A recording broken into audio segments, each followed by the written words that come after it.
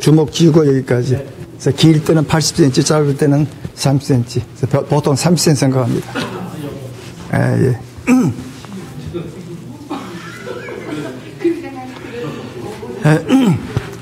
우리 목사님들이 너무 전문 용어들을 많이 쓰는 바람에 언제 한번 홍정일 목사님 오래된 이야기입니다.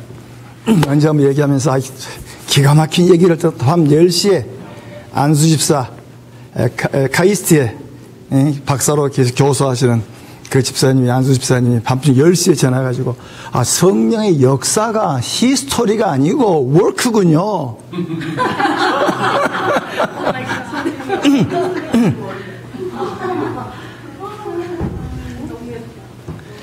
아니죠. 성경 공부 시키면 대학생들 6월절 그러니까 6월달 절기라 그러잖아요.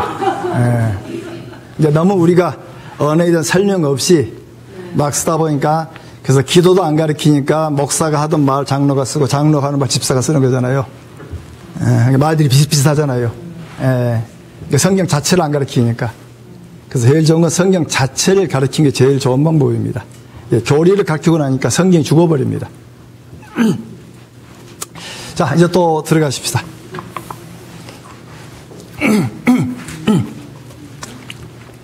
자, 몇 개의 문제만 다뤄줍시다. 153페이지 11장의 다베라. 결국 가나안 땅에 가기 위해서 광야길에 나온 게 어떤 자기들의 불운에, 하나님의 약속의 땅을 가는데 뭔가 지금 고통을 마치 자기들 어떤 잘못된 운명처럼 받아들일 때 하나님이 불로 징계합니다. 그때 모세가 중보 기도한 점이 있고, 또 하나 중요한 것은 11장 두 군데 나오는데 잡다한 백성 출애굽할 때 12지파 족속만이 아니고 다른 민족도 따라 나와서 이들이 문제를 많이 야기시킵니다. 잡다한 민족들이 거기서 애굽에서 먹었던 오이, 수박, 여러 가지 이야기. 이 애굽에는 일종의 잡풀처럼 그냥 자라는 것들인데 광야는 그런 게 없다 보니까. 근데 그때마다 이들은 만나와 메추라기를 먹었음에도 불구하고, 그들은 옛날, 애굽에 대한 향수죠.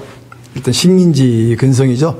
그쪽으로 돌아가는 얘기인 게, 결국 그 이야기는 하나님의 권위에 대한, 이들을 가나안 약속의 땅을 데려가기 위해서 하나님의 족장들 약속을 지금 이행하는 과정 속에 계속해서 도전에 관한 얘기에서 하나님이 그들을 심하게 다투시는데, 11장에 보시면 재미난 얘기 나옵니다.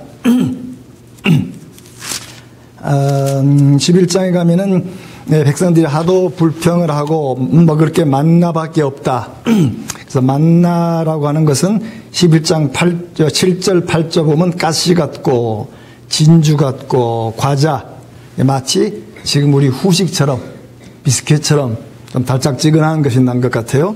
정확하게는 잘 모르지만 마나란 말은 이것이 무엇이냐란 말입니다. 히브리 말로는, 영어로는 what is it 이란 말이죠. 마치 칸가루란 말은 토인들이 자기도 모른단 말인데 칸가루 그러니까 이름이 지어진 것처럼 만나라면 이게 무엇이지? 이게 바뀌어져서 만나가 된 겁니다.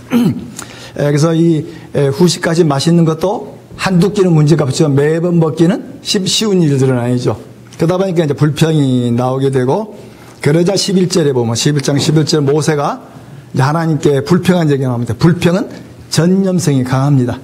백성들이 불평하던 이제는 모세가 하나님께 불평해가지고 뭐라 그럽니까? 내가 이들을 배웠습니까? 내가 낳습니까? 아니 당신이 불러내놓고 결국 하나님께 이제 불평하는 말씀이 나옵니다. 그랬더니 하나님께서 이제 고기를 먹게 하고 먹어서 싫을 정도로 내가 주겠다. 그래서 메추라기가 아주 낮게 날아와서 잡아 먹게 하고, 그 다음에 재미난 말씀이 나옵니다.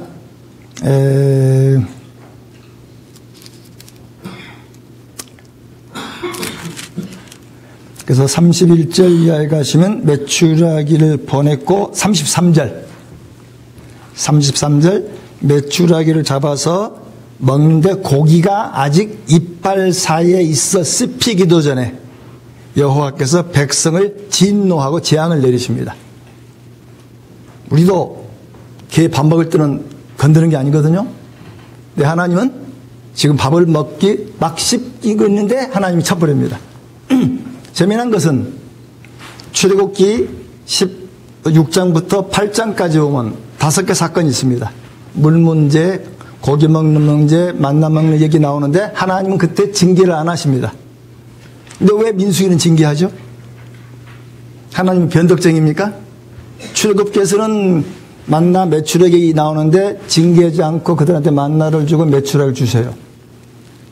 그리고 만나는 가나안 땅에 들어간 날까지 끊이지 않았다 그랬고, 근데 여기서는 하나님이 고기를 먹는데 재앙을 줘가지고 상당히 많은 사람이 죽습니다. 왜 그랬을까? 중요한 것은 시내산의 법을 주기 전하고 주신 이후에 하나님이 백성을 다루시는 방법이 바뀝니다. 지침이 없을 때는 하나님께서 그래 알았다 하고 지침을 주십니다. 지침이 준 다음에는 잘못됐으면 하나님의 징계가 있는. 그래서 현재 우리 한국교회의 가장 큰 약점이 교회 징계가 사라져 버렸습니다. 징계가 사라진 이유가 뭐죠? 왜 징계가 없어져 버리죠? 옛날에는 수찬 정지 굉장히 무서운 벌이었거든요. 근데 지금은 잘 못합니다. 그런 거 징계 주려면 교회로 옮겨버리죠. 또 징계하려면 뭐 나만 잘못했으니까 목사님 이거 잘못 안 했습니까? 그러니까 그러면 징계를 못한 이유는 목사 문제가 아니죠. 결국 강단의 말씀이 말씀대로 선포되지 않았다는 겁니다. 지금 한국의 가장 큰 약점은 말씀이 말씀도 선포되지 않았는데 책 하나 소개할 테니까 꼭 읽어보시기 바랍니다. 플랫이라는 사람이 쓴 플랫 책 이름이 레디컬입니다. 영어 레디컬을 번역했는데 레디컬. 이 책 읽으시면 알라바마 버밍햄에 있는 아주 큰 교회가 어떻게 변화해 가는가 이걸 쓰는데, 이분은 1년만 이렇게 살아보자. 1년만 살아봤더니 교회가 바뀌어버린 겁니다. 그래서 그 교인들은 전 세계 자기들이 나가서 봉사하고 지역 봉사하고 아이들을 입양하고 돌보고 또 물질도 아주 필요한 것 아니면은 그 물질을 팔아서 사람을 돕고 그 교회가 그 지역을 완전히 바꿔버렸습니다. 한번 보시면 우리한테 굉장히 큰 도전을 줍니다. 그 다음에 11장에 보시면은 이 미리암과 아론이 모세를 대적하고 나옵니다. 거기에 그들이 그러고 미리암이 먼저 나옵니다. 이유가 뭐냐면 12장 2절에 보시면은 미안합니다. 11장 얘기를 하고 들어가야 되는데 11장에 모세가 불평하죠. 하나님 자가 이들이 배웠습니까? 그랬더니 하나님께서 모세를 돕는 70장로를 세웁니다. 70장로를 세우고 그들한테 성령을 부어줍니다. 모세와 똑같이 성령을 부어주고 뭔가 예언이 막 나오는데 다른 사람들은 일정 기간이 끝나는데 두 사람만 계속합니다. 그래서 그 보고가 되니까 여호수아가 그걸 못하게 막아달라 그럽니다. 그때 모세가 모두가 다 선지자 되기를 원한다란 말을 씁니다. 그러니까 결국 성령을 주시는 건 하나님이신데 중보자가 이 사람 그치라 마라 할 수 없다는 겁니다. 그래서 지금 또 다른 좋은 부분이 교회가 제도 중심이어야 되냐 은사 중심이어야 되냐. 제도 중심이라는 것은 목회자는 이러이러한 규정이고 장로는 이러이러해야 된다. 그래서 공부하신 분을 목회자로 세우니까 지금 목회가 제대로 안 되죠. 오히려 옛날에 신학교육을 덜 받았던 분들이 목회를 잘하셔요. 그래서 이 미국도 이 장로교가 메이저 교단인데 300년 지나고서 마이너로 변했습니다. 아주 큰 교단이었는데 지금은 200만이 안 됩니다. 근데 침례교나 감리교는 마이너 교단이었습니다. 독립할 때 감리교는 30교회밖에 안 되는데 20세기 중반에 아주 대형 교회가 되어졌다가 그 다음에 몰락하고 지금은 침례교회가 큽니다.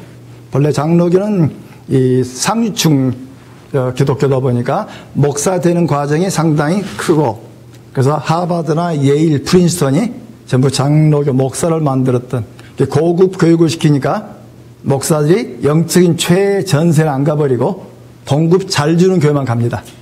그러다 보니까 영적으로 커지지 않죠. 대신 감리교나 침례교는 파머 패스터라 해가지고 레이 패스터입니다.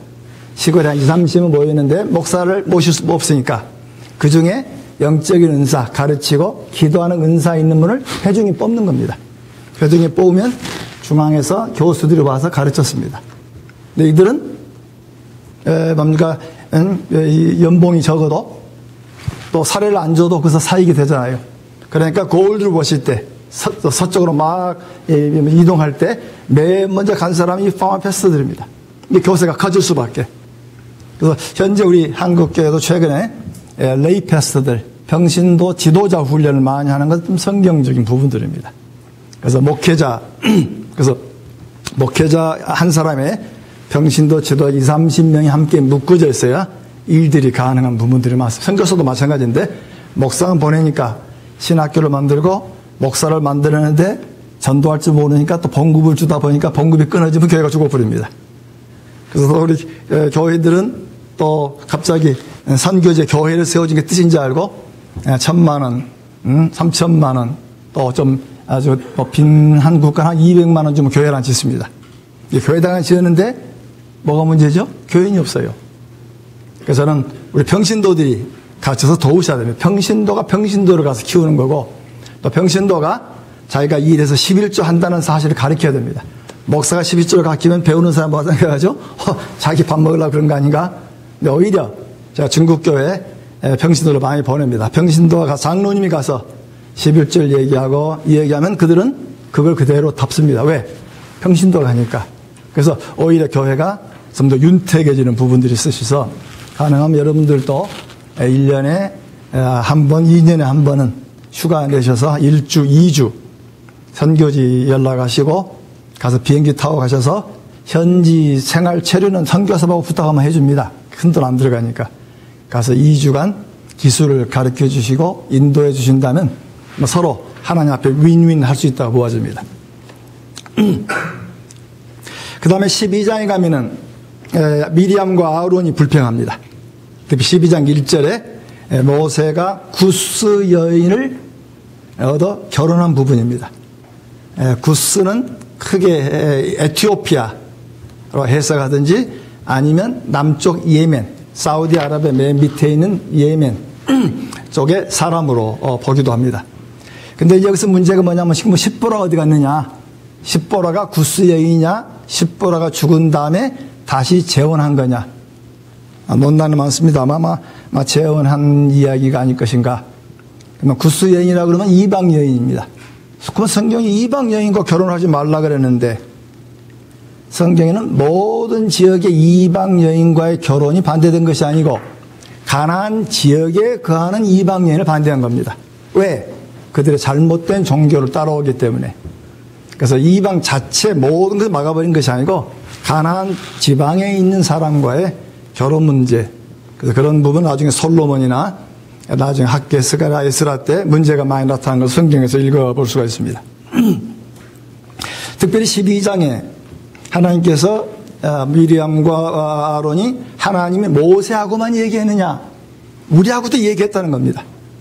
그때 하나님이 하신 주요한 말씀이 12장 7절 8절입니다. 제가 성경을 옮기지 못하는데 집에 가서 꼭 보셔야 할 것이 12장 7절 6절부터 8절까지 너희 중에 선지자가 있으면 나 여호와가 환상으로 나를 그에게 알리기도 하고 꿈으로 그에게 말하거니와. 선지자는 꿈과 환상으로 얘기하지만 그러나 모세는 내가 얼굴과 얼굴을 대면하고 수수께끼로 말하지 아니하고 은밀하게 말하지 아니하고 내가 분명히 얘기했다는 겁니다. 모세는 선지자이지만 독특한 선지자. 그래서 이 독특한 선지자가 결국 나중에 그리스도와 연결돼서 히브리서에서는 결국 이 집안의 사환으로 모세를 설명하고 집안의 장자로 그리스도를 설명하고 있는 대조를 보신다면 선지자의 독특한 위치를 설명하고 있는 부분입니다. 바로 이런 선지적 개념이 신명기 18장에 나옵니다. 신명기 18장 15절 18절에 보시면 나와 같은 선지자 하나를 세우리니. 그래서 결국 가나안 땅에 들어가게 되면 다른 이방 민족의 이야기를 듣지 마라. 점술가 얘기를 듣지 마라. 내가 선지자 하나를 세울 테니까 선지자 얘기를 들어라. 그럼 그 한 선지자가 누구냐?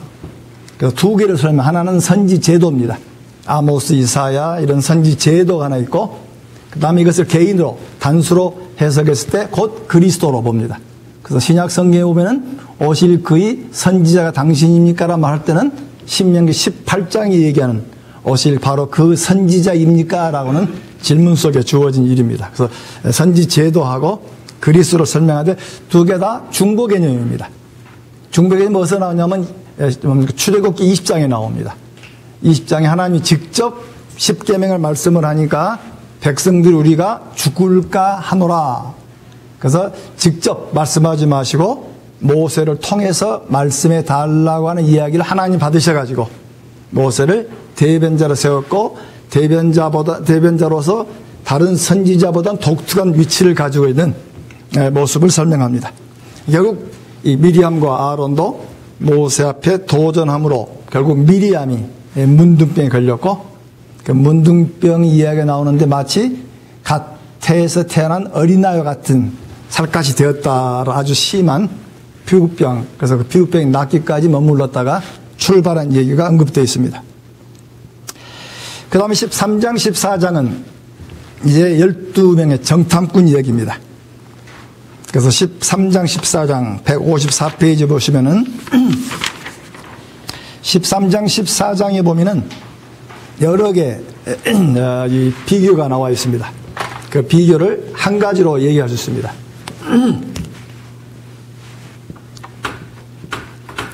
우리 사람이 말하고 생각하고 환경하는 것은 사고 생각하는 있고 언어계가 있고 그 다음에 환경이 있습니다. 99% 사람은 환경에 출발합니다. 환경에 출발해가지고 부정적이니까 말이 부정적입니다. 부정적이다 보니까 하나님을 잘 안 믿습니다. 그러나 하나님의 사람들은 출발을 어디서 합니까? 환경을 보지 않습니다. 먼저 하나님을 봅니다. 하나님을 보니까 결국 하나님의 살아계신 믿기 때문에 언어가 긍정적입니다. 언어가 긍정적이다 보니까 결국 어려운 여건 속에서도 왜 하나님 나를 이렇게 인도하실까? 하나님 왜 이런 가운데 나를 부르셨을까? 하나님의 의미가 뭘까? 그 때문에 똑같이 역경을 겪지만은 역경 속에 하나님의 뜻을 찾으려고 하는 게 1%밖에 안 되는 사람들입니다. 현재 그래서 결국 13, 14장도 결국 하나님께서 지금 불기둥과 구름기둥 인도하시고 만나주시고 그 다음에 하나님의 성막 안에 임재하시는 그 부분을 눈으로 보면서도 자주 넘어지는 백성들 이야기를 하나 대표적인 케이스로 언급하고 있습니다. 그래서 154페이지 보시면 한 열 몇 개의 대조가 나옵니다. 13, 14장 이야기. 13장은 정탐꾼들의 부정적인 응답, 14장은 회중들의 부정적인, 그래서 이 불평이 전염되는 걸 볼 수가 있습니다. 또 정탐꾼들 보고는 패배주의고 비관주의지만 갈렙은 긍정적이고, 그 다음에 그 땅의 열매는 매우 컸지만 그 땅의 주민은 네피림처럼 거대한 사람들이었습니다. 참 재밌죠?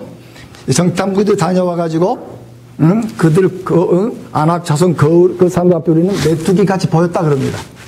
나중에 22장에 가면 모압의 발락이 발람을 불러옵니다. 발람을 불러오는 과정 속에 이제는 이 모압 사람 눈에 보니까 이스라엘 사람들이 거대한 네피림 아낙 자손 같이 되고 그들이 메뚜기처럼 몰려오고 있고 오히려 모압 사람들이 너무너무 두려운 나머지 어떤 그 신비적인 일 때문에 발람 불러오는 이야기로. 앞에서는 이스라엘 민족이 가나안 민족들을 대해서 불평하고 부정적이었는데 나중에 가서 하나님이 그 다음 세대를 냈을 때는 이 가나안 사람들이 이스라엘 민족 보기를 매우 두려워한 이야기로 혈정에 대칭되는 구절입니다. 또 백성들은 애굽에 돌아갈 것인가 아니면 가나안 땅을 소유할 것인가. 또 하나님은 이 백성을 진멸하려고 하니까 모세는 하나님께 그러지 말라고 말합니다. 만약에 그래버리면 하나님이 이들을 광야에 죽이시려고 데려온 게 돼버리지 않습니까? 하나님의 이름 때문에 하나님 그러시면 안 됩니다. 또 이스라엘 자손이 모세와 아론을 원망하였더니 하나님께서 내가 언제까지 이들을 참으랴. 하나님의 오래 참으심. 그다음에 하나님이 분명히 잘못됐을 때 징계하셔야 되지만 오래 참으시고 징계를 미루시다가 참고 하나님께서 결국 진노를 베푸셔서 결국 1세대는 광야에서 죽게 만든 일로 끝나게 됩니다. 갈렙과 여호수아는 가나안 땅에 들어가지만 그들 동료는 어느 누구도 들어가지 못했고 믿음이 없던 정탐꾼의 자녀들은 땅에 들어가지만 아비들의 불신앙으로 고통을 당할 것이라 그랬습니다. 또 불신자들은 지도자를 돌로 치료했었고 지도자의 모세는 그들을 위해서 기도합니다. 하나님은 즉각적인 징계를 정탐꾼들에게 베풀었지만 나머지 백성들에게는 징계를 40년 동안 연기해서 그들을 광야에 죽게 만드십니다.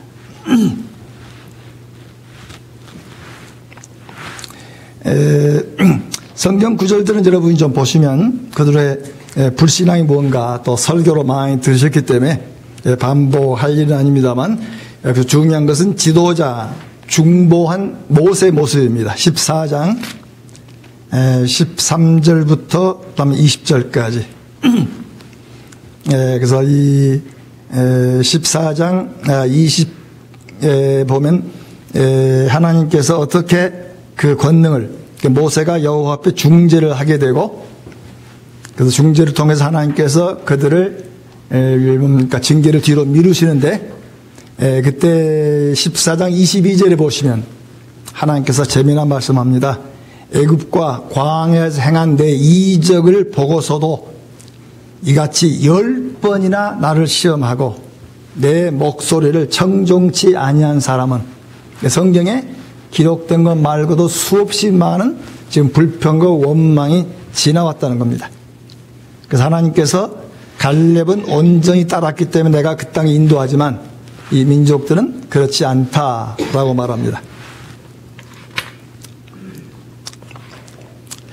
자, 그 다음에 15장부터 19장에 보시면 제2에 관한 얘기입니다.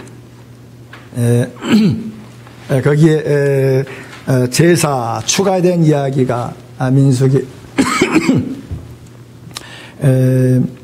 15장에 들어와 있고 지금 5개 문제는 전부 15장에 관한 얘기입니다. 15장은 제2에 관한 얘기입니다. 그 다음에 천 열매를 제물로 바치는 일, 또 무지와 부재한 죄에 의한 속죄제, 그 안식일 범죄, 안식일 범죄는 구약은 노동과 관련됐습니다. 쉼의 부분. 그 다음에 옷에 술을 다는 일. 옷에 술은 옷 밑에다가 달아서 말씀을 기억하게 하는 방식입니다. 말씀을 기억하게 하는 방식인데 나중 되면은 예수님 때가 되면은 바리새인들 밖에다 드러내가지고 내가 이렇게 말씀을 잘 섬긴다 하는 외식으로 빠진 것을 징계하는데 원법은 말씀에 대한 기억토록 하는 방법으로 술을 달게 하셨습니다. 그 다음에 16장에 보면 고라, 다단, 아비람. 고라는 이 레이족입니다. 레이족인데 왜 아론에게는 큰 직분을 주고 우리는 이런 노동 직분을 줬는가라는 불평을 하게 됩니다. 그때 하나님께서 그들을 항변하시는데 150부의 중간에 보시면 땅을 갈라지게 하고 불을 보내고 심판의 결과로 상당히 많은 사람이 죽습니다. 그럼 왜 이렇게 심하게 했을까? 다시 말하면 성직자는 하나님 말씀의 세세한 것까지도 능력에 지킬 것을 요구하고 있습니다. 그러면 성직자나 우리 많은 사람들은 우리 목사 얘기네. 구약은 성직자하고 평신도가 구분되어 있지만 신약은 우리 모두가 다 하나님의 사역자로 설명합니다. 그게 종교개혁자들의 위대한 발견입니다. 만인 제사장입니다. 가톨릭은 사제가 따로 있어가지고 예배가 아니고 제사입니다. 그래서 미사란 말은 제사란 말이고 제사다 보니까 매번 제물이 있어야 됩니다. 그래서 이 가톨릭은 뭘 제물로 드리죠? 그들은 미사 할 때 성찬을 나누는데 이 미사 제사다 보니까 예수님이 매번 죽어야 됩니다. 그래서 가톨릭 교회 가면 십자가 우리가 틀리죠. 우리는 비십자가인데 저건 아직도 매달려 있는 십자가죠. 아직도 예수님이 못 일어났습니다. 그러니까 계속 죽어야 됩니다. 그래서 성찬할 때 신부들이 몇 년간 공부하는 가장 중요한 성찬입니다. 그래서 떡을 뗄 때 그냥 주지 않습니다. 나중에 혹시 가톨릭교회 이번 크리스마스 때 한번 가보시면 떡을 줄 때 볼리미트가 어린애가 와서 딱 접시를 받칩니다. 왜? 떡집에서는 떡이지만 기도를 하고 그 집어내면 화채설이기 때문에 그리스도의 몸입니다. 몸이기 때문에 잘못 따르면 불경죄에 걸립니다. 그래서 술을 세서 조금 적게 뽑아내고 다시 뽑으면 되니까 남으면 골치 아프죠. 그리고 끝나고 나면은 부스러기를 포도주 단에다 다 이렇게 넣습니다. 대신 가톨릭 가면 포도주를 안 주죠? 왜 안 줄까요? 그 사제라 그래서 세서장이라 해서 대표로 맡게 하시는데 그게 가장 큰 이유는 포도주를 마셨는데 이건 문자도로 핍니다. 그들 생각은 먹고 나면 뭐가 남죠? 빨갛게 남아요. 그럼 피를 오염시킨 게 되죠. 그래서 물을 부어서 2번, 3번 흔들어 먹고 깨끗하게 돼서 신수건을 닦았을 때 깨끗해야 됩니다. 다시 말하면 그게 이 대미사는 뭡니까? 사제가 제단 앞에가 21번 이렇게 반 인사를 합니다. 경배하는. 그래서 21가지의 사건들을 신약성경 예수님의 사적을 다시 재현시키고 마지막에 예수가 죽고. 자, 그렇다면 우리 개신교는 제사입니까? 예배입니까? 그러면 하나님께 헌물을 드리죠? 뭐가 헌물이죠? 뭐가 헌물일까요? 그렇지, 내 자신이지. 헌금이 아니에요. 내 자신이지. 내 자신을 드리는 게 헌금만이 아니고 헌금을 드리면서 내 자신도 드립니다. 네, 모든 것이 주님 것입니다. 그 중에 가장 미니머화 시켜가지고 10의 1을 구분합니다. 모든 게 주님 것인데 10의 1을 구분합니다. 저는 예화를 잘 씁니다만 저는 형제가 9밖에 안 됩니다. 아버지까지 3대 독자로 내려오시다가 아버지 때 야곱 집안처럼 12를 못 채운 것 때문에 항상 아버지가 말씀하시는데 저희 어머님이 사과를 10개 샀습니다. 냉장고 넣어놓고 가면서 제가 마시니까 야 우원아 애들 동생들 오면 사과 하나씩 먹어라. 그럼 10개 주인은 누굽니까? 우리입니까? 엄마입니까? 로마서는 10개가 주님 것입니다. 주님 것인데 9개를 우리에게 선물로 줬지. 10개 중에 다 우리 10개 건데 한 개는 하나님께 바치라고 말한 게 아니에요. 10개가 다 하나님 것인데 하나님이 우리의 삶을 위해서 9개를 주신 것이지. 그래서 신앙이 좋은 사람은 그 중에 9개를 다 안 쓰고 6개 쓰기도 하고 5개 쓰기도 하고. 중국의 사업가들을 전도했더니 어느 한 사람이 나는 내 가정을 유지하려면은 그때 우리 한국 돈으로 1년에 2억이 듭니다. 집을 유지하고 사업을 유지하고 뭘 유지하려면. 그러나 내 사업을 하나님이 키워주실 것입니다. 키워주시면 2억이 넘는 돈은 다 하나님 것입니다. 그 마지막 그분의 서원이 99조를 하나님께 드릴 수 있기를 원합니다. 그럼 얼마를 벌겠다는 겁니까?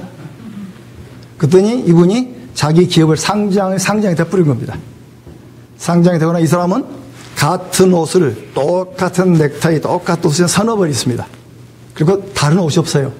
항상 같은 옷 입고 다닙니다. 왜? 하나님이 내게 더 준 것은 하나님이 사회로 돌려주라고 준 것이지 내 미니멈 생활을 올리라고 한 게 아니라는 겁니다. 레디칼 읽으면 거의 비슷한 게 나오는데 저도 보면서 상당히 많이 깨닫습니다. 내가 하나 언제 살지 못했구나 하는 생각을 많이 하는. 저는 지난 8월에 이제 이 교수가 끝나고 지금 선교지에 학교들을 한 300~400개 한국 분들 세웠기 때문에 가서 이제 분원들을 조직해주는 일을 하고 있는데 선교사님들 삶을 보니까 너무 미안한 겁니다. 나는 안방에 앉아서 떡내라 감내라 그러는데 정말 저들은 자기 삶을 전체 바치고 일한 걸 보니까 참 그분들이 고개 숙여지고 그분들 볼 적에 참 미안하구나. 난 너무 여유있게 살았는데 저분들은 매일 피난민 생활 언제 쫓겨날지 모르는 삶을 살면서 그래도 10년 20년 봉사한 거 보면 참 하나님의 사람들은 틀리구나 하는 생각을 많이 해봅니다. 자, 17장에 보면은, 150회 밑에서 한 12번째 줄을 고라의 죄 이중적인 부분이 하나는 권위도전입니다. 지금 아론에 대한 권위도전. 두 번째는 자신에게 할당되지 않은 임무를 탐한 겁니다. 결국 하나님은 우리에게 각기 서로 다른 직분, 다른 은사. 그래서 고린도전서 12장에 보면 은사에 관한 얘기가 많이 나오죠. 은사는 선물이죠. 그다음에 각기 서로 다른 선물. 자, 그러면 재미난 질문을 할까요? 우리에게 은사가 몇 가지 있습니까? 성경에 은사 나오는 게 고린도전서 12장, 로마서 14장, 에베소 4장, 베드로전서 2장에 나옵니다. 다 합치면 25개, 같은 거 빼면 19개입니다. 자, 그러면 은사는 19개밖에 없습니까? 그거 어떻게 설명해요? 그 언급 안 한 것도 은사입니까? 일부 사람들은 19개를 가지고 막 쪼개서 해석하려고 그러고, 일부 사람들은 그게 아니다. 은사가 나오는 구절은 중요한 게 나오죠. 절대 개인에게 은사를 구하라 하지 않습니다. 복수입니다. 개인에게 말한 적 없습니다. 은사는 이미 주어진 겁니다. 은사는 이미 주어진 것을 개발하기 요구하고 있지, 다른 은사를 구하라는 언급은 없어요. 예언을 구하란 말 외에는. 그 다음에 제발 좀 그만 싸워라. 은사가 나온 말은 전부 그만 싸우랍니다. 몸은 하나요, 지체가 여럿이니. 그 다음에 은사라고 하는 것은 교회 덕을 위해서 주어진 것이지, 내가 너보다 잘났다라고 말한 건 아닙니다. 그래서 컴퓨터 잘 치는 거, 은사인데 어떤 은사일까요? 성경은 고린도교회 문제된 것만 언급하고 있고, 로마교회 문제된 것만 언급했지 깡그리 언급한 건 아닙니다. 다시 말하면 은사는 수없이 많이 가지고 있습니다. 그 때문에 우리 부모들도 자식들을 보았을 때 너희 하나님이 주신 은사가 뭔가 은사에 맞게 개발해 줘야 되는데, 우리 부모는 그렇지 않죠. 너 의사 되라, 너 뭐 해라 뭐 해라. 그러니까 아이들이 곁으로 나가는 일들을 많이 한 것처럼 교회도 마찬가지죠. 은사는 시키는 게 아니고 은사는 자발적으로 나오게 하면, 그래서 좋은 교회는 모든 교인이 함께 일하다 보니까 서로 여러 종류의 사역이 만들어지는 것이지, 위에서 사역이 결정해서 임명하는 게 아니고 사역이 만들어서 밑에서 위로 올라가는 스타일이 되어지는 게 올바른 방법입니다. 17장의 아론에 관한 이야기는 쌍난 지팡이, 서로 아론에 대한 지위를 언급하다 하나님께서 지팡이를 놓게 하고 아론의 지팡이 살구나무에 꽃이 피게 하심을 말미암아서 하나님께서 어떻게 택하셨는가. 그래서 직분은 구약에서는 하나님이 주신, 그 구약에는 선지자 직분이 있고 제사장 직분이 있고 왕 직분이 있습니다. 자, 이것도 성경 전체 구도 속에서 좀 이해할 필요가 있습니다. 왕 직분, 그다음에 선지자 직분, 제사장 직분. 그래서 아담 때, 창세기 아담 때는 이 세 개를 다 가지고 있었습니다. 하나님이 아담의 땅을 다스리라. 선지자는 하나님의 지혜를 아는 거죠. 그래서 짐승들 이름을 짓습니다. 하나님의 의도로 알았다는 거죠. 제사장은 섬김입니다. 아직은 죄가 들어오지 않았기 때문에 섬김은 일하는 거죠. 땅을 경작하라, 땅을 밭을 갈구라 하게. 재미난 것은 이때 쓴 섬김이라는 것은 일한다는 말이 아니고 제사 드린다는 말을 씁니다. 제사 드린다는 말하고 일한다는 말은 같은 단어입니다. 예를 들면은 모세가 바로 앞에 가서 가나안 광야 땅에서 여호와를 섬기겠다. 그러면 광야 길에 가서 11시 예배 보고 온단 말이 아니죠. 섬겨 살겠다는 겁니다. 그다음에 성경에서 얘기하는 것은 이 삶 전체가 예배고, 그리고 우리가 주일날 공적 예배가 있습니다. 공적 말씀을, 강론 말씀을 배워야 되기 때문에 삶 자체를 성경은 예배로 봅니다. 그래서 삶에 관한 예배를 제일 잘 설명한 구절이 고린도전서 10장 31절이죠. 먹든지 마시든지 무엇을 하든지. 삶 자체가 섬김입니다. 구약의 단어를 보면 전부 이 섬김이라는 단어가 예배라는 단어 같이 쓰고 있습니다. 근데 인간이 범죄하고 나니까 결국 세 개를 다 잊어버리고, 구약의 시대에서는 하나님이 왕 직분 따로 주고 선지직분 따로 주고 제사장도 따로 줍니다. 예수님은 이 세 개를 전부 하나로 묶으십니다. 예수님이 곧 제사장이고 선지자고 그리고 왕이시죠. 우리는 그리스도와 더불어 왕 노릇하고 이 세상을 다스리는 통치, 하나님의 통치 속에 하나님 통치를 이루어나가는 일원들이고, 우리는 하나님의 말씀을 성령을 통해서 깨닫게 하시는, 우리 모두나 다 선지 직능을 가지고 있는 거고, 그 다음에 제사는 우리의 삶, 우리 라이프 자체가 하나님 섬김으로. 그래서 루터는 소목이는 목동이 젖을 짜는 일이나 목사가 말씀을 강론하는 것이나 다 똑같이 하나님께 영광이라는 말을 씁니다. 이게 종교 개혁자들이 발견한 주요한 논리입니다. 네, 그런 점에서 우리의 사역이 목사님의 소수의 전문인 사역이 아니고 그분을 함께 동역하면서 우리 모두가 다 하나님의 섬김을 통해서 우리는 말씀을 받아 모으는 교회니까 전문가를 통해서 배우고 함께 예배를 드리고 배웠던 이야기를 이제 흩어지는 교회죠. 일주일에 말씀을 가지고 나가는 교회들. 혹시 여기 기장교회 교인들이 쓴다요? 기장교회는 축도 끝나고 순서 하나 더 있습니다. 근데 최근에 지금 많은 교회가 써요. 파송식이라 해가지고 축도 끝난 다음에 이제 여러분은 말씀을 들었으니 말씀을 가지고 세상 속에서 일하십시오 하고 파송시킵니다. 그게 본래 교회의 모습이죠. 교회는 세상 속에 들어가는 것이지 세상을 떠나서 우리끼리 모인 축제가 아닙니다. 자, 조금 시간이 많이 없어서 그 다음에 20장 모세의 죄 이야기를 잠깐 거론하겠습니다. 20장에 보면 물이 모자란 것 때문에 또 백성들이 불평하죠. 그래서 20장 5절에 보시면은 이곳에는 파종할 것도 없고 무화과도 없고 포도도 없고 석류도 없고 마실 물도 없고, 그때 하나님께서 8절에 보시면 목전에서 반석을 명령하여 물을 내라라고 말하라 그럽니다. 반석을 향하여 내라. 그런데 모세가 화가 나다 보니까 물을 내라 하지 않고 두 번이나 칩니다. 결국 이 일로 하나님께서 내 거룩함을 나타내지 아니한 일로 약속의 땅에 들어가지 못한다 그럽니다. 참 억울하죠? 어떻게 보면. 그러나 여기서 강조하고 있는 것은 직분이 높으면 높을수록 아주 작은 것 하나라도 하나님께 잘못되는 건 좀 문제가 있다. 그래서 오히려 현재 우리 교회도 마찬가지죠. 직분이 크면 클수록 말씀에 더 깊은 이해와 준수가 요구되어진다라고 얘기할 수가 있습니다.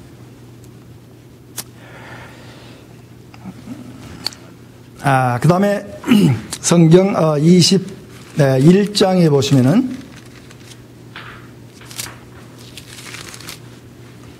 21장에 보면 또 백성들이 불평하게 되고 그 다음에 불뱀을 보내가지고 그들을 물게 하죠. 바로 그 얘기는 나중에 예수님이 니고데모와 얘기하면서 인자도 들려야 하리니 이란 말 나옵니다. 그래서 21장 9절하고 이 요한복음 3장 15절은 연결되어 있습니다. 21장 9절에 보시면 모세가 놋뱀을 만들어 장대에 다니 뱀에게 물린 자마다, 이 말은 죄를 범한 자마다 놋뱀을 쳐다본 즉 들려하는 나를, 그 다음에 본즉 살더라. 나를 믿는 자는 영생을 얻었다 그럽니다. 그래서 결국 믿음이 뭐냐? 이 두 본문을 자세히 비교하면 믿음이란 것은 예수를 바라보는 겁니다. 예수님이 나의 구세주요 주님이시여. 자, 예수님의 사역을 우리는 구세주, 우리 한국교회는 예수님이 우리의 구세주란 말을 강조로 많이 합니다. 내 죄를 위하여 대신에 죽으셨다. 근데 사도행전을 보시면 구세주란 말보다 뭐가 더 강조되어 있죠? 주님이란 말이 더 강조되어 있습니다. 두 개는 서로 다른 직분이 아니고 동전의 앞면과 뒷면입니다. 정확하게 얘기하면 예수님은 나의 주인이 되기 위하여 나를 위하여 죽으시고 부활하셨습니다. 가장 궁극적인 것은 저분은 나의 왕이시고 나의 주인이시고 우리의 모든 일은 저분의 원하시고 저분의 기뻐하신 것을 해줘야 되는데 주인이 빠져버리니까 마치 예수님은 나를 위해서 온 것처럼 얘기해버립니다. 모든 주인이 마치 나를 뭘 해주는 것처럼. 그러다 보니까 우리의 기도나 우리의 사고 속에 마치 예수님은 나를 돕는 자처럼, 나를 위로하는 자처럼, 나에게 복을 주는 자처럼 언급을 하고 있는데 성경은 그렇지 않죠. 하나님이 나의 주인이 되셔서 내게 물질을 채우신 것은, 재능을 채우신 것은 세상 밖으로 하나님의 영광을 드러내기 위함입니다. 그래서 민수기 21장하고 그 다음에 요한복음 3장 14, 15절을 나중에 한번 좀 비교해 보시면 많은 것들을 찾아볼 수 있습니다. 자, 끝으로 발람 이야기입니다. 158페이지 보시면 발람의 역할이 나옵니다. 7번 발람의 역할은 무엇인가? 발람을 어떻게 이해해야 되는가? 참된 선지자인가? 거짓 선지자인가? 분명히 여호와를 압니다. 하나님께 직접 말씀을 듣고 그러나 발람은 이스라엘 선지주의란 말은 구약의 선지제도 바깥의 사람입니다. 여호와의 메시지를 이스라엘에게 전달시키려는 하나님이 한시적으로 쓴 사람입니다. 마치 고레스를 하나님이 구원자로 쓰신 것처럼 발람을 일종의 쓰신. 그래서 그 2의 2, 오히려 그는 이방의 술객입니다. 정상적 방법으로 감지 못한 시공간 멀리서 일어난 일을 분간하는 자. 그래서 이 메소포타미아 언어로 바루라는 그룹이 있습니다. 전조에 따라서. 그래서 뭡니까? 날아가는 새를 잡아가지고 그 다음에 가슴을 열어서 심장의 형태를 보고 한다든지 또 활을 또 여러 개 중에 뽑아서 길고 짧은 것 가지고 서로 보게 한다든지 여러 가지 방법을 씁니다. 그래서 주술 학교도 있었고 주술 방법도 있었고, 그러나 성경은 선지자들은 그런 학교는 존재하지 않았습니다. 선지 학교로 말할 때는 선지자 무리를 말해서 쓴다든지 어떤 교과서가 있고 공부하는 그런 언급은 하지 않습니다. 선지자는 하나님 앞에 세워지는 것이지 공부해서 만들어지는 것은 아닙니다. 그래서 왕과 제사장은 세습이 됐지만 선지자는 세습이 되지 않았습니다. 하나님이 필요할 적마다 세웠을 뿐입니다.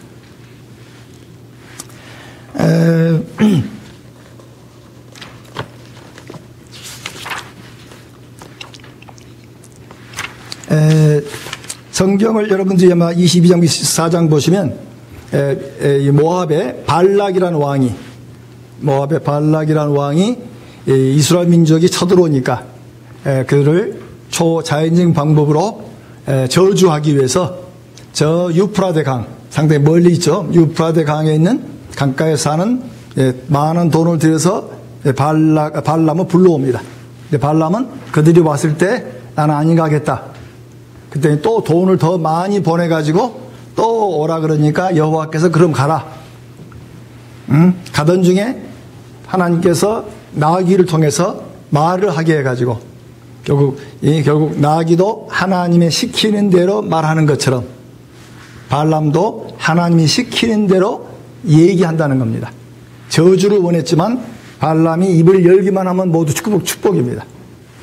축복이 세 군데 언급이 나오는데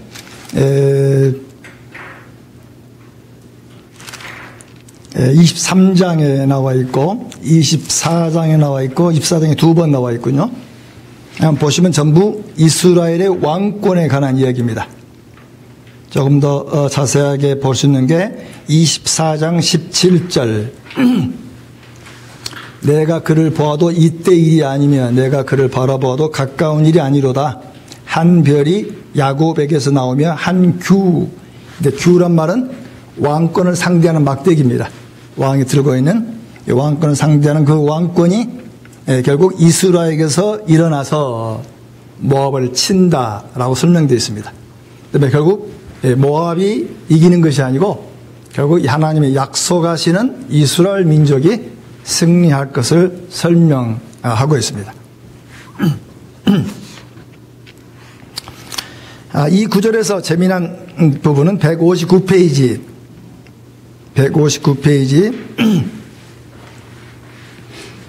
맨 밑에 모순되는 것처럼 보이는 것 있지만 모순이라기보다는 조합니다.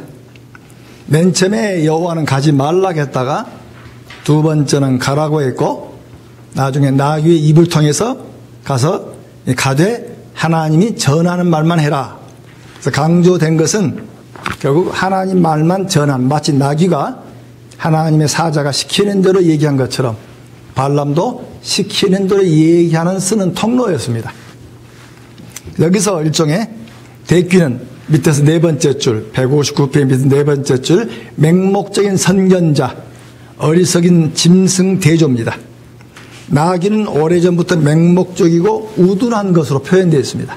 우둔한 나귀도 하나님의 사자에 시키는 대로 일하는 것처럼 그 발람도 자기 나름으로는 꽤 점을 잘 친다고 얘기할지 모르지만 결국 하나님의 통로로 쓰임을 받았다는 겁니다.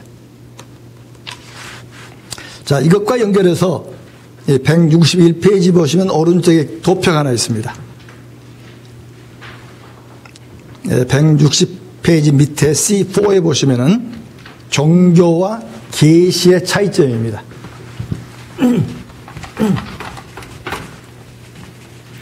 종교는 인간 편에서 신을 찾아가는 게 종교입니다. 종교는 대부분 신이 멀리 있습니다. 신이 멀리기 때문에 누가 중간에서 그 신의 뜻을 전하는 일을 해줘야 됩니다. 그래서 우리나라 무당들도 마찬가지죠. 신이 멀리 있으니까 그 무당. 그래서 우리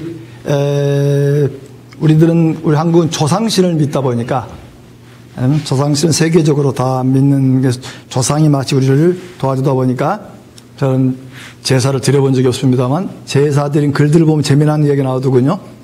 제사를 드리고 나면 꼭 제사밥을 또 어디다 놓죠? 대문 앞에 놔둡니다. 왜 놔두죠?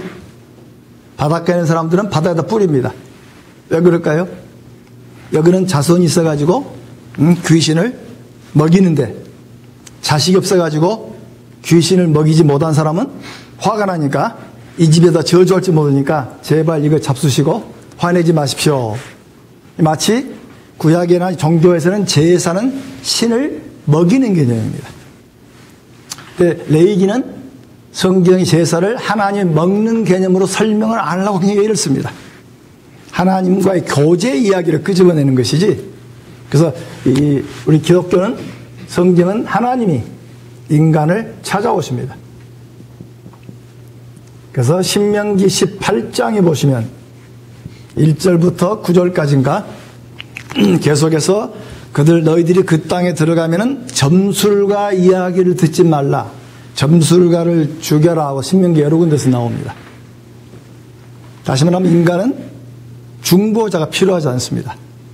하나님이 직접 인간의 육체를 입으시고 우리에게 중보로 오셨습니다. 그리스도 영이 성령을 통해서 우리에게 중보하고 계십니다.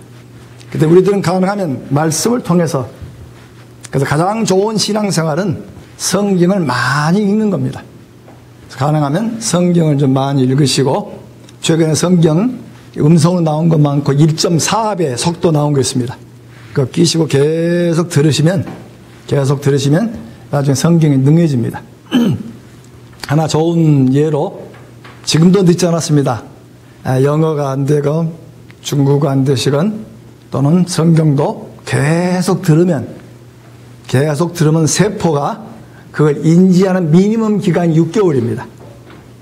살도 빼고 나면 6개월 이상 그 몸을 유지해야 그 몸 규정을 그 몸으로 인정합니다. 근데 그걸 못 참다 보니까 빠졌다 줄었다 할 거죠. 어린아이도 마찬가지죠. 어린아이들도 맨 처음에 애 태어나자마자 엄마 안녕 하고 얘기한 게 아니죠. 2년간 엄마가 하는 얘기를 계속 듣는 겁니다. 계속 들은 우리 속에 이 뇌의 기억세포가 그걸 전부 기억했다가 그 다음에 이제 맨 처음에 터지는 말이 엄마, 맘마, 줘. 그래서 말이 만들어진 겁니다. 그러면서 그 얘기를 통해서 우리나라 말은 동사가 뒤로 가기죠. 아주 재미난 예를 한번 설명할까요? 저는 이 왼쪽 귀가 안 들려서 누가 왼쪽 세기 하면 좀 불편합니다. 그냥 들은 척하고 웃어버리고 맙니다. 안 들린다고 말하기 좀 불편하니까. 그래서 이비인후과 의사한테 얘기했습니다. 아니 지금 컴퓨터로 많이 나와서 뭐죠? 청각 신경에다가 컴퓨터를 집어넣으면 지금 들을 수 있잖아요. 그랬더니 그건 이따 듣지요. 지금 안경에다가 소형 컴퓨터를 넣어가지고 넣어놓으면 듣지요. 듣는데 문제가 있습니다. 듣는데 기계 소리 웅웅웅 소리만 나지 아버지라고 안 들립니다. 우리는 어려서부터 웅웅 하면 이게 아버지다고 배우는 겁니다. 미국에는 father라고 배우는 거고 이게 나무라고 배우는 겁니다. 그래서 한 번도 말을 안 듣는 애들은 금방 웅웅웅 얘기하고 엄마 아빠 단어를 연결한답니다. 근데 한 번 말을 한 사람은 그거 배우는 시간이 오래 걸린답니다. 왜? 머릿속에 아버지란 말이 기억나기 때문에 웅웅 해석을 못한답니다. 또 시신경이 꺼진 사람들도 지금 컴퓨터 발명돼서 시신경 찍어주면 흑백으로 보인답니다. 흑백으로 보이는데 아무것도 몰라요. 이게 나무란 걸 가르쳐야 됩니다. 이게 나무고 이것은 빨간색이고 이건 무슨 색이고. 하지만 우리는 어려서 그걸 전부 다 배워왔기 때문에 가능한 얘기인 것처럼 우리 신앙도 마찬가지라는 겁니다.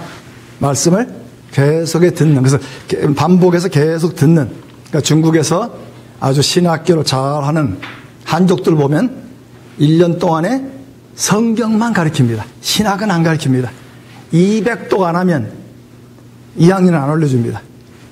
탈북자들은 5천절 안 외우면 2학년 안 올립니다.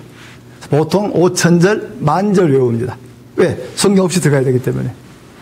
성경을 제대로 안 사람에게 신학이 들어가야 신학을 이해하는데 우리 한국 신학교는 성경도 모르는 사람한테 신학부터 가르칩니다.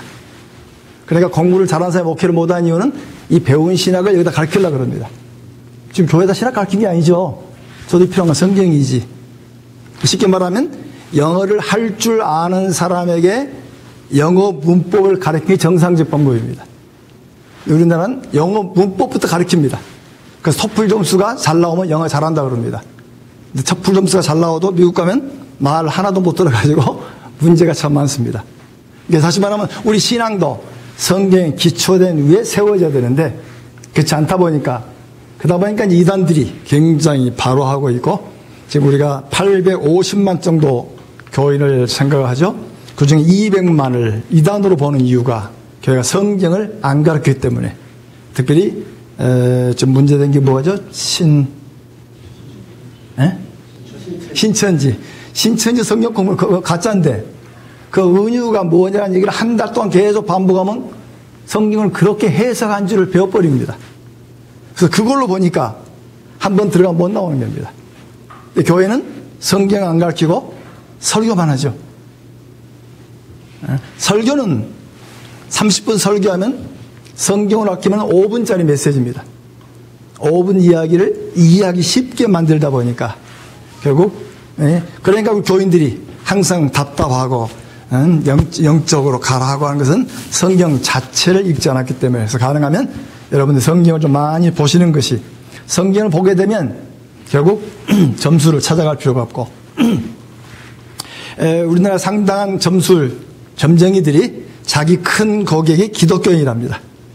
기독교인 때문에 먹고 산다 그럽니다. 진짜 기독교인은 점점이 안 나온답니다. 근데 가짜 기독교인이 많다 보니까. 그래서 또 우리 최근에는 기도 많이 하는 또 우리 권사님들이 또 기도원 차려놓고 또 점도 쳐주죠. 기도하러 가면은 우리 아이 어느 대학 갈까요? 동쪽 있는 대학 가라. 그래서 많이 들어본 이야기들이죠. 그건 다 잘못된 성경 자체, 주님이 말씀을 통해 주시는 이야기를 받아들이는 훈련들이 좀 필요합니다. 그래서 큐티도 필요하지만, 큐티는 한 문장을 맞지만 성경은 문맥 내에서 해석해야 됩니다. 성경 자체에 먼저 익숙해지면서 큐티가 들어오고 그 다음에 성경 연구로 들어가는 것이 바람직한 방법으로 보아집니다. 한 가지만 얘기하고 마치겠습니다. 질문 받으려고 합니다. 161페이지 보시면 신명기 18장에 9개 이방 행습이 나옵니다. 점술 행적입니다. 그게 페뷰레이션은 몰렉 제사입니다. 몰렉 제사. 자기에게 제일 귀한 것, 자식을 바치는 거죠. 그래서 이 청동으로 만든 큰 신을 놓고 가운데는 비어 있습니다. 밑에서 불을 떼가지고 이 청동 신을 빨갛게 달굽니다. 달군 손에다가 자기 가장 귀한 첫 자식을 올리면 이 아이는 뜨거우니까 간드러져 울죠. 근데 아주 힘찬 노래를 추고 춤을 추기 때문에 애 소리는 안 들립니다.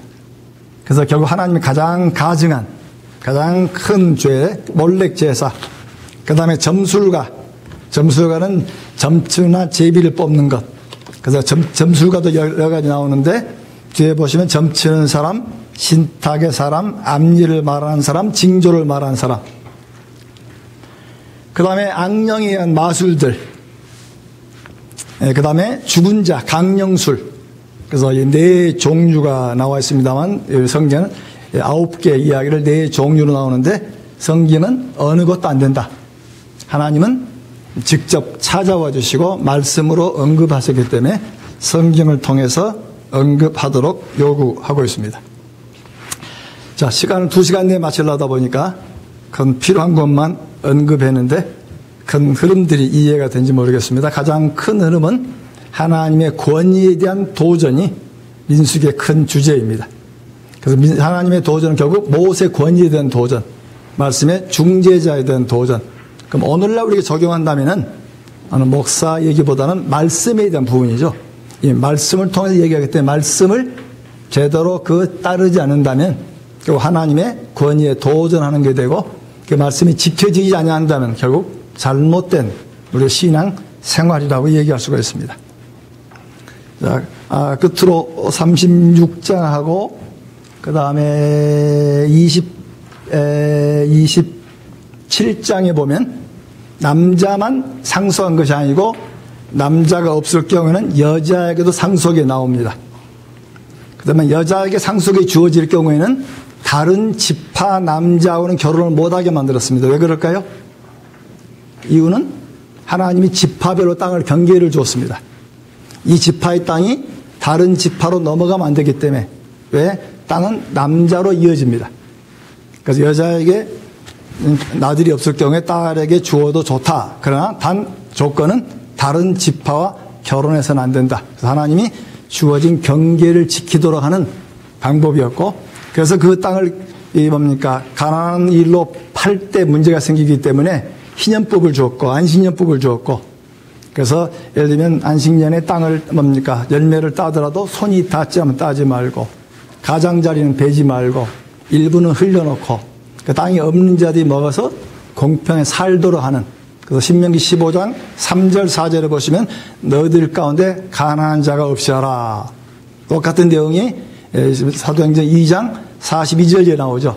서로 물질을 공유하고 그 다음에 4장에 가니까 그들 가운데 가난한 자가 없더라.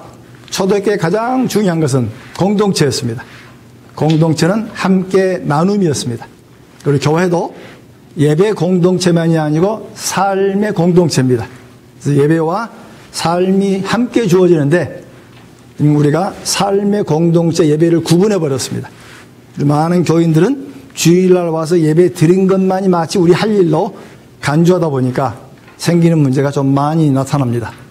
그 때문에 다시 예배와 삶이 함께 묶여져 있는 그래서 우리는 일주일이 다 하나님이 원하는 삶인데 주일날 하나님과 예배, 교제, 하나님과 교제하기 위해서 공적인 예배가 있고 나머지 6일에 삶이 함께 거론되는 성경적 모델로 다시 돌아갈 필요가 있다고 보아집니다. 자, 이제는 질문을 받으려고 합니다. 예. 민수기 20장 12절에 보면 예. 네, 모세의 불평에 대해서 이제 하나님께서 이제 모세하고 이제 아론에 대해서는 이제 내가 예배한 땅에 너희 못 들어가게 한다면서 어떤 그 예. 말씀하신 게 나오지 않습니까? 예. 모세의 그 어떤 불평인가 불순종인 것 같은데 그 앞뒤쪽을 읽어봐도 무엇 때문에 모세가 그런 그 하나님한테 그런 징계라고 그걸 받는 건지 그 이해를 잘 못하겠어요. 그건 8절에 하나님은 반석을 향해서 물을 내라고 말하라 그랬습니다. 물을 내라 말했는데 모세가 화가 나니까 10절에 보시면 우리가 너희를 위해서 이 반석에서 물을 내랴 하고 화를 내면서 반석을 2번 칩니다. 말로 할 일을 반석으로 쳤다는 이유로 하나님께서 영광을 드러내지 못했다는 겁니다. 이 구절인가 보면 방금 말씀한 대로 실제 그 모세가 그 지팡이를 짚는 그 장면이 나오지 않습니까? 근데 이제 다만 그냥 말로써 명령하라는 것을 그렇죠. 지팡이로 그 쳤기 때문에 그 행위 그렇죠. 때문에 하나 때문에 하나님의 징계를 말로도 드러낼 수 있는 영광을 반석을 치는 것 속에서 그러니까 직분이 크면 클수록 적용할 수 있는 부분이죠. 말씀의 작은 하나라도 감사합니다. 예. 그래서 성경에 보면은 하나라도 배웠다 그럽니다.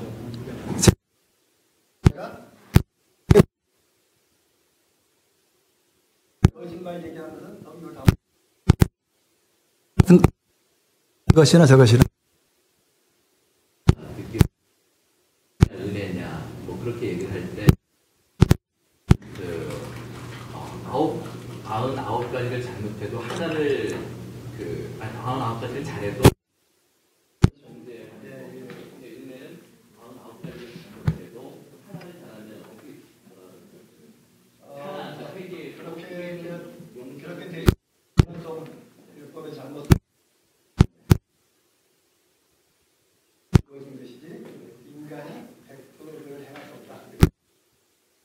은혜를 받고 보니까 율법은 구원의 어떤 게 아니고 은혜를 받고 보니까 어떻게 살아야 되느냐를 지침으로 봅니다. 있는 그걸 마치 구원의 조건처럼 생각을 하니까 이유와 율법은 우리의 삶의 지표입니다. 그래서 지금 우리의 동일한 게 요구되는 거고 율법에 이루어지고 가르치는 게 그때 에집트를 나와가지고 이제 가나안에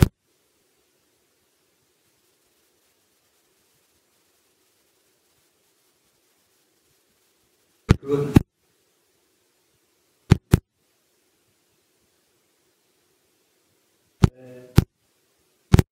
그다음에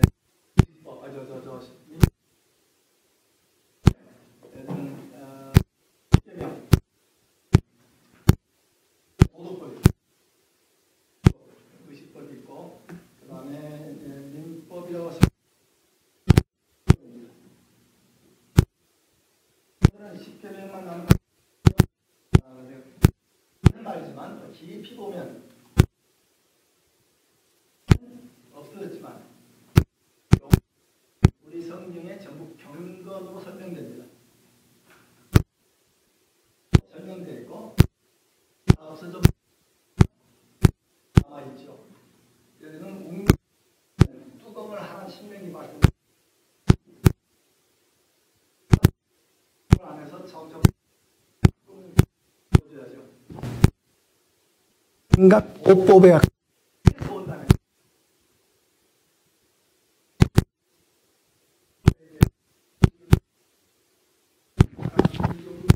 법에 썼는데 주님 오셔가지고 이방인과 이제는 유대인들 사이에 간격이 없어졌기 때문에 그 세세한 법은 않지만 음식을 먹는 것에 대해서는 뭔가 구분을 요청하고 있죠. 그래서 피와 먹매단 거 먹지 말라. 나중에 가면 이제 디모데 전서에 가면 모든 게 하나님께 주신 거니 감사하며 먹어라. 이렇게 먹는 걸로 싸우지 마라. 얘기는 끄집어내죠. 예. 조금 설명을 좀 해주실 수 싶은데 156쪽하고 157쪽인데요. 예. 156조의 5째 기준은 민수기 19장에 언급된 똑같은 상황에 주어지는 지침이었다. 왜 그럴까? 설명 좀 부탁드리고요. 그 다음에 157절 밑에서 7째 줄인데, 독자들이 적진과 이스라엘을 멸절시키는 적군들의 내복을 바라보도록 함. 조금 설명을 해주셨습니다. 민수기 19장은 시체를 손대는 제의적 부정 얘기입니다. 근데 제의적 부정에 대한 어떻게 하라는 경우는 많이 나오지는 않고, 이런 것은 레위기와 연결해야 되고 에스겔을 연결해야 됩니다. 그러니까 성경 전체에서 읽어야 할 부분인데 자체에서 많은 걸 설명하고 있지 않다는 거죠. 그 다음에 또 하나 어딥니까? 157페이지. 7째 줄인가요? 8째 줄. 독자들이 적진과 이스라엘을 멸절시키려는 적군들의 내복을 바라보도록 함. 이건 저 22장부터 25장 사이에 발람에 관한 얘기를 보게 함으로 말미암아서 결국 그 모압 사람들 발락이 어떻게 이스라엘 민족을 괴멸시키려고 하는 것인가를 보게 하고, 또 뒤에 가면은 이 미디안 여자를 얻어가지고 음행 사건으로 비느하스가 그들을 죽이는 얘기 나옵니다. 그 이야기를 미디안이나 모압 사람들이 이스라엘을 멸절시키기 위해서 썼던 방법으로 설명합니다. 결국 이 사건을 통해 가지고 이제 앞에서는 이스라엘 내부의 원망으로 말미암아 수많은 일이 벌어졌는데, 결국 외부의 적들도 이스라엘을 어떻게 괴멸시키려고 하는 것인가, 그걸 바라보게 하는 창으로 본다는 거죠.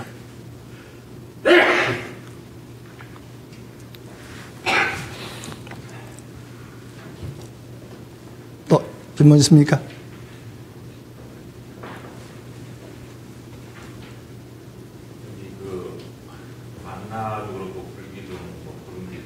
예. 이렇게 초자연적인 것을 해가지고 이스라엘 민족들을 이제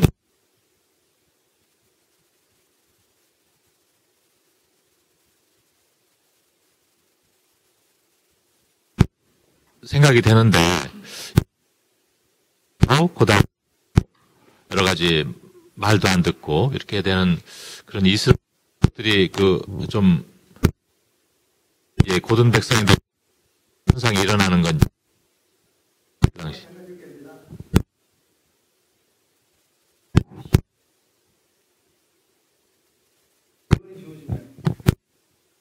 사가 안 나오죠. 하나님 왜 그럽니까? 라고 하게 되고, 우리의 믿음의 조상 아브라함도 하나님이 5번 나타납니다. 오늘날 우리에게 하나님이 한 번만 나타나도 나 KBS에 가서 인터뷰하고 난리칠 텐데 5번이 나타나지만 또 넘어지고, 아브라함 같은 경우에 자기 부인 한 번 팔아 재미 보더니 또 한 번 또 재미 보죠. 이삭이 또 한 번 재미 보고 결국 인간은 넘어지고 또 넘어지고. 근데 성경은 중요한 것은 인간은 매번 넘어지는데 하나님은 계속 동일하게 우리를 붙드시는 게 성경입니다. 그러니까 성경 그림 하나로 그리면은 항상 변치 않은 언약의 하나님, 약속의 하나님. 인간은 항상 넘어집니다. 가장 잘된 데가 민수기입니다. 말씀하신 대로 이적이 주어지고 구름 기둥, 불 기둥과 그 다음에 하나님 법궤가 있었고 시내산에 보여진 하나님이 있었고 홍해를 건넜고, 그런데도 불구하고 좋은 일 주을 때는 감사하지만 금방 넘어지면 또다시 그 때문에 우리 현재 오늘날 우리에게 주어진 제일 큰 유혹은 물질주의입니다. 세속주의입니다. 물질 때문에 결국 우리가 망가져버리는. 어제도 여러분과 얘기를 하다 보니까 결혼 얘기 서로 나오다가 상대방을 묻고 강남의 권사님이 별볼일 없는 집안이구만 하고는 그냥 결혼을 깨버렸다. 그래서 야 못됐다. 믿음 가지고 봐야지 신분 가지고 얘기한다고 하면 자 그렇네. 저도 둘째 딸 35대 가지고 지난 8월에 결혼시켰습니다. 그 전에 여러 번 중매를 줬는데 우리 딸아이는 나보다 믿음이 좋아서 한국 남자들 말로만 믿지 실제로는 가슴으로는 안 믿는다는 겁니다. 우리 교회가 교회 행위를 가르쳤지 말씀 자체를 많이 안 가르치다 보니까 그래서 막 좀 꾸짖었어요. 어떻게 니만 믿음 좋다 그러느냐. 또 네가 믿음이 좋으면 남자를 끌어가야지. 근데 이번에 좋은 믿은 남자를 찾았더니 3번, 4번만 하고는 그냥 결혼을 하더군요. 그래서 오히려 저희들이 놀랐습니다. 그래서 결혼 때문에 집사람하고 1년간 기도하고 기도 결과로 저희들은 믿고 있는데 우리가 좋은 일, 그래서 하나 재미난 그 말씀에서 재미난 예를 한번 들어봅시다. 인생의 자동차를 몰고 가는데 우리 많은 기도로 보면 내가 운전합니다. 내가 앉아있고 자동차를 잘 안 나갑니다. 그래서 문 열고 예수님 민김에 좀 확실히 밀어주십시오. 예수님 주여 믿사옵니다. 믿는도 될지어다 하고 예수님께 막 부탁하고 그 다음에 고속도 달려가면 할렐루야 나의 갈 길 다 가도록 주님을 찬송하죠. 근데 바로 그 주님은 때에 따라 산길도 갑니다. 험한 길도 가고 불빛도 없는 어두운 길로 가기도 하고 때에 따른 터널도 들어갑니다. 도무지 앞이 안 보입니다. 그러다 보니까 내가 뭘 잘못했나? 왜 하나님이 이렇게 하실까? 그래서 터널로 들어갔을 때 우리에게 필요한 건 딱 답이 한 개입니다. 이제까지 인도하신 동일한 하나님이 지금도 나를 인도해 주십니다. 그리고 터널을 빠져나오고 보니까 하나님 나를 이렇게 하시려고 하셨구나. 그 때문에 좋은 일 때만 하나님이 감사가 아니고 어려운 것 속에서도 그러나 목사님의 찬송은 힘들 때도 찬송이 주어져야 된다. 이 힘든 여건을 허락하신 것은 주님이시. 그 주님 앞에 찬양이 끊이지 않는 것이. 근데 그게 설교할 때는 쉬워요. 그렇지만 그걸 내게 적용하려면 참 어렵습니다. 참 어렵습니다. 목회자들 남들이 보기 때문에 말을 함부로 하진 않죠. 그러나 가슴 속에는 부글부글부글합니다. 그것을 하나 앞에 내어놓고 주님이 인도하시도록. 그 때문에 우리 인생의 자동차는 주님이 인도하십니다. 제가 운전을 하면 저희 집사람은 뒤에서 잡니다. 좀 미국에서 큰 차를 가지고 있으니까 애들 데리고 자기도 하고 아무렇지 않아요. 날 믿으니까.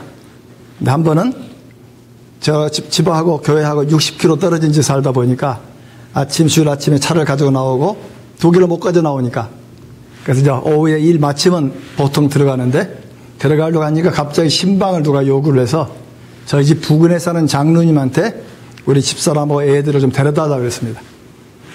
빨리 신방을 마치고 속도를 내고 갔더니 한 40여 분 뒤에 제가 들어갔어요. 내가 들어간 집사람이 오른쪽 다리 아프다고 주물러 달래요. 아니 무슨 일이야? 층계에서 넘어졌나? 오늘 교회에서 공찬 일도 없는데 하고 이런저런 시키다 보니까 답을 알게 됐습니다. 외간 남자가 운전하니까 오른쪽에 앉아서 없는 브레이크를 열심히 밟다 보니까 다리에 쥐가 나버린 겁니다. 우리가 인도하신 주님은 외간 남자가 아니죠. 우리 주인입니다. 우리의 왕이시고. 예. 그리고 제가 이게 다른 말씀인데 좀 잘 몰라가지고 여쭤보는 건데요.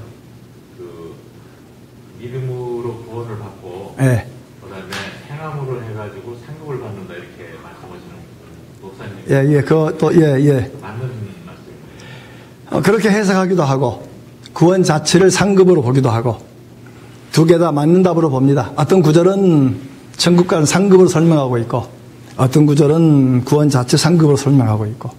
근데 중요한 것은 종교 개혁자가 발견한 중요한 원리는 칭의와 성화입니다. 그래서 구원의 개념이 카톨릭하고 좀 틀립니다.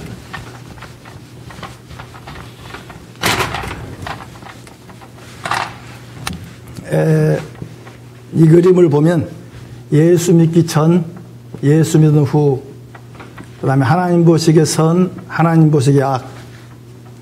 그러면 1, 2, 3, 4. 우리는 어디 있습니까? 우리는 어디에 들어가죠? 2번입니까? 3번입니까? 캐톨릭은 여기서 출발해가지고 예수를 믿는다는 것을 여기서 출발시킵니다. 그래서 예수를 믿어서 100% 이루면 성자, 복자, 천국 가고 여기는 연옥 가고 여기는 지옥 간다 그럽니다. 연옥이라는 개념은 3세까지는 안 나옵니다. 동방 개념이 교회 내에 들어오면서 만들어진, 그래서 외경에 보면은 연옥 개념이 나오는데 3세기 이후의 글들입니다. 그래서 종교개혁자들은 그 외경을 빼버린 이유가, 외경은 경전이 아니고 우리 좋은 종교 소설로 봤습니다. 우리의 건덕을 위해서 읽어보기를 권한 책입니다. 그런데 우리 이게 종교개혁자들은 이걸 이렇게 본 것이 아니고, 예수를 믿는 순간에 그리스도의 의로 100% 그리스도의 의로 하나님께 인정된 걸로 봅니다. 그래서 의로 인정되지만 이게 칭이죠. 그러나 아직은 우리 인간 자체가 아직 100% 변하지 않았다 보니까 넘어지는 걸로 봅니다.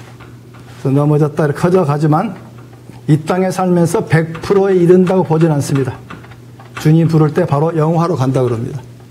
그래서 칭의는 일종의